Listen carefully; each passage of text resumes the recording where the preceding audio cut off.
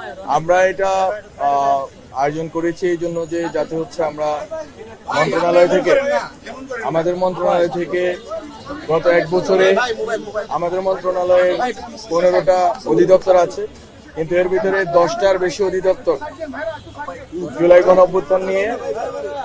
গণঅভ্যুত্থান প্রচার এবং জুলাই গণঅভ্যুত্থানের ডকুমেন্ট সংরক্ষণ থেকে শুরু করে জুলাই গণঅভ্যুত্থানের নিয়ে ডকুমেন্টারি তৈরি করা থেকে শুরু করে অধিকাংশ অধিদপ্তর মূলত জুলাই নিয়ে কাজ করেছে।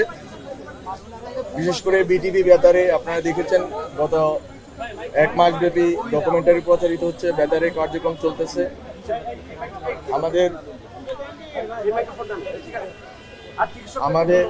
আমাদের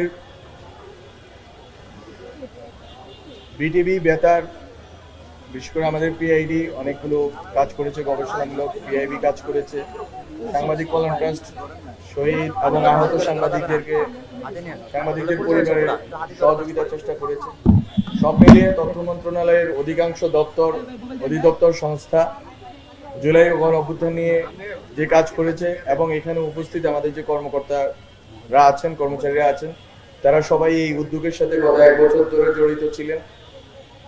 মূলত আমরা শহীদ মিনারে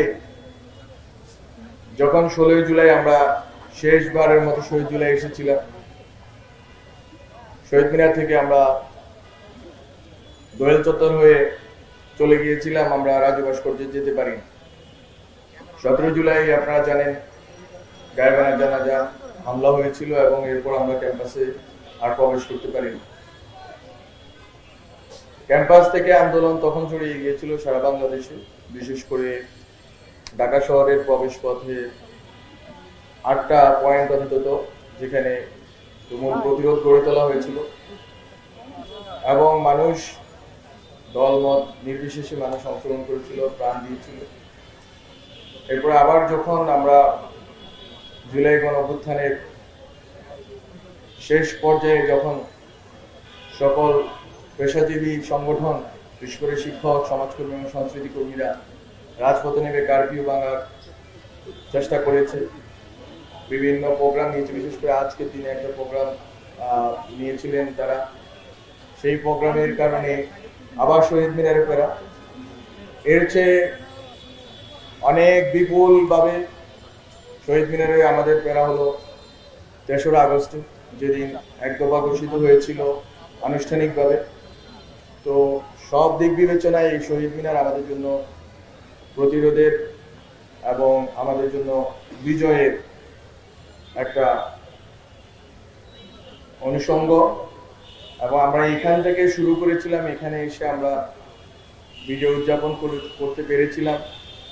বিজয়ের 1 বছর পার হয়েছে, আমরা অনেকগুলো প্রতিশ্রুতি দিয়েছিলাম, তার মধ্যে একটা বড় অংশের প্রতিশ্রুতি বাস্তবায়নের কথা আমরা এগোতে পেরেছি, সব হয়তো বাস্তবায়িত হয়নি। তো আমাদের মন্ত্রণালয়ে অধিভুক্ত সংস্থা, অধিদপ্তর, দপ্তরগুলো কর্মকর্তা কর্মচারীদেরকে যারা যে কাজগুলো করেন নিয়মিত জুলাই গণঅভ্যুত্থানের জন্য, জুলাই গণঅভ্যুত্থানের প্রতিশ্রুতি এবং আকাঙ্ক্ষার উপর নির্মিত এই সরকারের জন্য এবং বিশেষ করে এই দেশের জনগণের জন্য আমরা তাদেরকে মনে করিয়ে দিতে চেয়েছিলাম যে তারা আসলে কোন আকাঙ্ক্ষার ভিত্তিতে কাজ করতেছেন। আর আমরা এই ভিত্তিতে আমরা হাঁটলাম, আমরা এখানে আসলাম, আমরা একাত্মতা বোধ করলাম যে গত 1 বছর আগে আন্দোলন হয়েছিল, অভ্যুত্থান সংগঠিত হয়েছিল, 1000-2000-এর কাছাকাছি মানুষ শহীদ হয়েছিল, 20-25 হাজার মানুষ আহত হয়েছিল, পঙ্গু হয়েছেন, অন্ততবরণ করেছেন।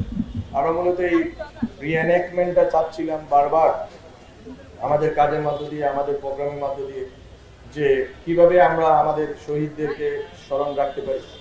শহীদদেরকে আমরা যতদিন স্মরণ রাখবো, আহতদের মর্মপীড়া আমরা যতদিন অনুভব করব, ততদিন আমরা নতুন বাংলাদেশ গঠনের প্রতি অঙ্গীকারবদ্ধ থাকবো এবং আমরা তাদের আত্মত্যাগের উপর ভিত্তি করে যেহেতু একটি নতুনভাবে স্বাধীনতা পেয়েছি, বাংলাদেশকে নতুনভাবে আমরা গড়ার সুযোগ পেয়েছি এবং এখানে অনেকেই আছেন যারা হয়তো পেশিবাদী ব্যবস্থার কারণে অনেকে ন্যায্য অধিকারও পাননি, তাদের অনেকেই এখানে ন্যায্য অধিকার পেয়েছেন। অনেকেই বৈষম্যের শিকার ছিলেন, বৈষম্যহীনতা দেখা পেয়েছেন 16 বছর পরে। অনেক কিছু পরিবর্তিত হয়েছে। হয়তো বাংলাদেশের সাধারণ মানুষের ভাগ্য পরিবর্তন হওয়ার যে লড়াই, এটা এক বছরেই আমি মনে করি যে এটা সম্ভব হয়নি। আমাদের চেষ্টা ছিল, আমাদের আরো চেষ্টা থাকবে যতদিন আমরা আছি। আর আমাদের দিক থেকে বলার আছে যে আমাদের মন্ত্রণালয় জুলাইকে মানুষের পাবলিক মেমোরিতে রাখার জন্য যথেষ্ট চেষ্টা করছে।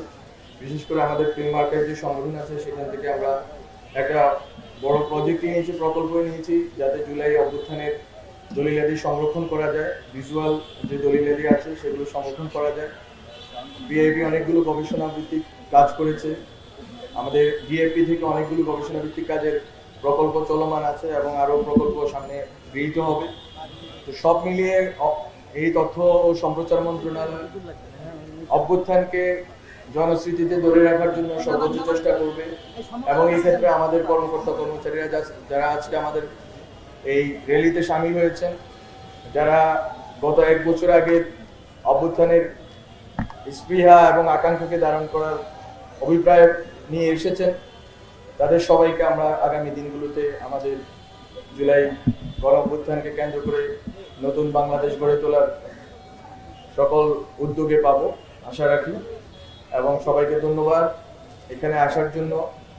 জুলাই গণঅভ্যুত্থান একটা পরিবর্তনের শুরু মাত্র, কিন্তু 1 বছর 2 বছর অথবা একটা সরকার 2টা সরকারের বিষয় না। এটা সরকার রেজিম আসবে যাবে, কিন্তু জুলাই গণঅভ্যুত্থানের কারণে যেই পুরানো ব্যবস্থা, পুরাতন যে বন্দোবস্তের দিক থেকে ছেদ পড়ে গিয়েছে, যে আমরা একটা পর্ব পার করে এসেছি, সেখান থেকে একটা নতুন পর্বে আমরা রওনা দিয়েছি। আমি মনে করি এই পর্বের সকল গণতান্ত্রিক এবং বহুমাত্রিক প্রকাশ আমরা 1-2 বছরে দেখব না, বরং আমাদের যে প্রজন্ম এই লড়াইটা চালিয়ে গিয়েছে, এই প্রজন্ম সবগুলো প্রতিষ্ঠান এবং সবগুলো সামাজিক, রাজনৈতিক সংগঠন, সাংস্কৃতিক সংগঠনে যখন তাদের এই অভ্যুত্থানের স্পৃহা এবং চেতনাকে ধারণ করে যখন নতুন বাংলাদেশের অবিরত চেষ্টা চালিয়ে যাবেন, আমরা আশা রাখি বাংলাদেশ গণতান্ত্রিক বাংলাদেশে রূপান্তরিত হবে, সবার বাংলাদেশে রূপান্তরিত হবে এবং সকল জাতি, ধর্ম, বর্ণ নির্বিশেষে বাংলাদেশের মানুষ যেই লড়াই আমরা করেছিলাম মানবাধিকারের জন্য, মানুষের মানবিক মর্যাদার জন্য, গণতান্ত্রিক অধিকারের জন্য, সেই অধিকারের লড়াই আবার বারবার আমাদের 20 বছর পর এই দেশে লড়াই করতে হয়। 1969-এর পরে আমাদের 90 আসে, 90-এর পরে আবার সামরিক শাসন বিরোধী আমাদের লড়াই করতে হয়, তারপর আবার 2024-এ এসে আমাদেরকে আবার অভ্যুত্থান করতে হয়। আমরা মনে করি এই সাইকেল বন্ধ করে ফেলা উচিত। আমাদেরকে এই এতগুলো মানুষ মরে যাওয়ার পরে আমাদেরকে আসলে এমন একটি ব্যবস্থার ভিতরে যাওয়া উচিত, যে ব্যবস্থাতে আমাদেরকে আবার কোনো একটা ফ্যাসিস্টের বিরুদ্ধে লড়তে হবে না, কোনো একটা স্বৈরাচারী ব্যবস্থার বিরুদ্ধে লড়তে হবে না, এতগুলো প্রাণ হারিয়ে যাবে না, বরং আমরা একটা স্বপ্নের বাংলাদেশ পাবো, নতুন বাংলাদেশ পাবো। সেই অগ্রযাত্রায় আপনাদের সবাইকে চাই আমরা। সবাইকে ধন্যবাদ। আমি আজকের এই কার্যক্রম এখানে সমাপ্ত ঘোষণা করছি। ধন্যবাদ। সনদ আর ঘোষণাপত্র দুটো আলাদা জিনিস। সনদ হচ্ছে সবগুলো রাজনৈতিক দলগুলোর সাথে একেবারে পাবলিকলি মানুষ দেখেছে যে কি বিষয় নিয়ে আলোচনা হয়েছে, কোন দল কি বিষয়ে একমত হয়েছে, কোন দল কি বিষয়ে একমত হয়নি, সেটার ভিত্তিতে একটা কমন ডকুমেন্ট প্রস্তুতি চলছে। সেটা আমি মনে করি যে সকল দলের এক ধরনের কি বলা যায় কম্প্রোমাইজের ভিতর দিয়ে এখন এই একটা জায়গায় এসে পৌঁছেছে এবং খুব শীঘ্রই আমি মনে করি যে আমরা আশা রাখি যে 5 আগস্টের আগে এই ডকুমেন্টটা স্বাক্ষরিত হবে সকল দল কর্তৃক। আর জুলাই ঘোষণাপত্র আজকে গতকালকে আমি যেটা বলেছিলাম যে জুলাই ঘোষণাপত্র হলো আলাদা, যে আমাদের যে জুলাই যে গণ অভ্যুত্থান ঘটেছিল সেই গণ অভ্যুত্থানের যে স্পিরিট এবং যে আকাঙ্ক্ষা, ঠিক ওই সময়ে 5 আগস্টে বসে আমরা যে আকাঙ্ক্ষা নিয়ে বাংলাদেশকে চেয়েছিলাম, ওই আকাঙ্ক্ষার একটা পেপার ওয়ার্ক আমাদের থাকা দরকার, একটা দালিলিক প্রমাণ থাকা দরকার। সেই দালিলিক প্রমাণটা হচ্ছে জুলাই ঘোষণাপত্র। এবং এই জুলাই ঘোষণাপত্রে ওই আমাদের যে আকাঙ্ক্ষাটা ছিল, আমাদের যে তীব্র যে একটা আকাঙ্ক্ষা ছিল যে বাংলাদেশ পরিবর্তিত হবে, সেটার একটা রূপকল্প জুলাই ঘোষণাপত্রে থাকবে। এবং এই ঘোষণাপত্র আসলে সবগুলো দলের সিগনেচারের প্রয়োজন হবে কিনা আমরা জানি না এখনো। আমরা মনে করি যে মূলত যেই ব্রড বিষয়গুলোতে সব দলের কনসেনসাস আছে, ঐকমত্য আছে ঐতিহাসিক এবং ভবিষ্যৎ বাংলাদেশের জন্য, সেই বিষয়গুলো এখানে সন্নিবেশিত অলরেডি হয়েছে। এবং আশা করি যে 5ই আগস্টের মধ্যে আপনারা দেখতে পাবেন, আজকে হয়তো ঘোষণা হবে যে 5ই আগস্টে বা এর আগেও হয়তো জুলাই ঘোষণাপত্র ঘোষিত হতে যাচ্ছে। এবং জুলাই ঘোষণাপত্রের মাধ্যমে এই জুলাই গণ অভ্যুত্থান যারা করেছেন, যে ছাত্র জনতা, তারা তাদের একটা ডিক্লারেশনের মাধ্যমে একটা দালিলিক প্রমাণ থাকবে যে আসলে আমরা কোন কোন অ্যাসপাইরেশন এবং কোন কোন ঐতিহাসিক পরিস্থিতির কারণে এখানে এসে উপনীত হয়েছিলাম, জুলাই গণ অভ্যুত্থান কেন সংগঠিত হয়েছিল এবং আমরা কোন দিকে আমরা যাত্রা করতে চেয়েছিলাম।